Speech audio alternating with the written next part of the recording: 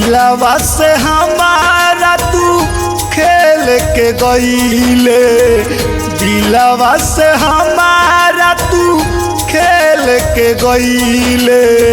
बोले नारे पगली काहे प्यार ते कईले, बोले नारे पगली काहे प्यार ते कईले। सपना सजावल सारा तोड़ के गईले, बोले नारे पगली काहे प्यार ते कईले। बोले नारे पगली काहे हमके भूल गईले।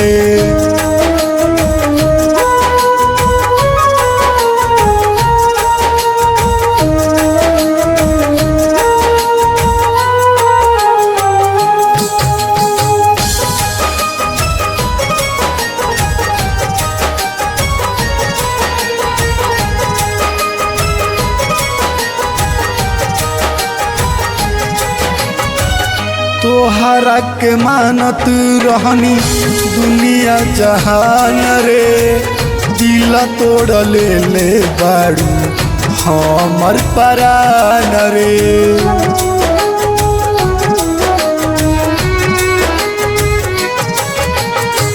तोहरा के मानत रहनी दुनिया जहान रे, दिल तोड़ ले बारू हमर परान रे।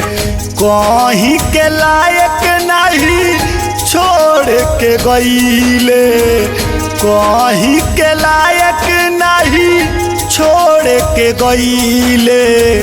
बोले नारी पगली काहे प्यार ते कईले, बोले नारी पगली काहे हमके भूल गईले।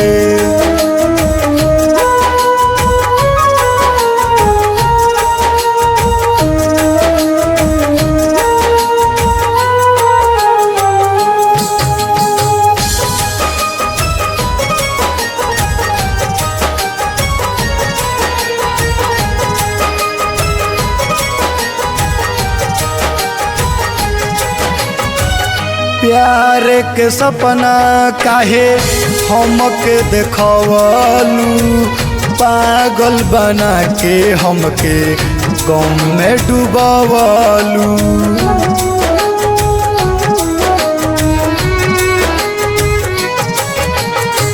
प्यार के सपना काहे हमके देखवलू, पागल बना के काहे गम में डूबवलू। मारे लताना लोगवा मुँह मोड़ी गईले, मारे लताना लोगवा मुँह मोड़ी गईले। बोले नारी पगली काहे हमके बिसरैले, बोले नारी पगली काहे हमके भूल गईले।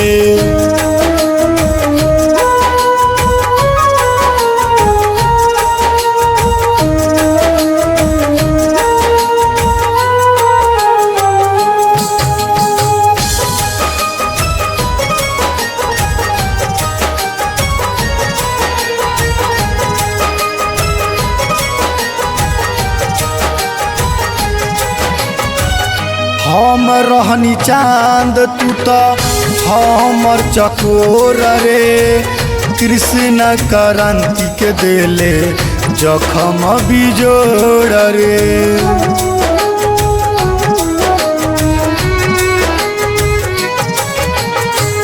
हम रहनी चांद तू तो हमर चकोर रे, कृष्ण क्रांति के देले जखम बिजोड़ रे। सुदामा संवरिया के मुआई के गईले, विनय अजय जी के रुलाई के गईले।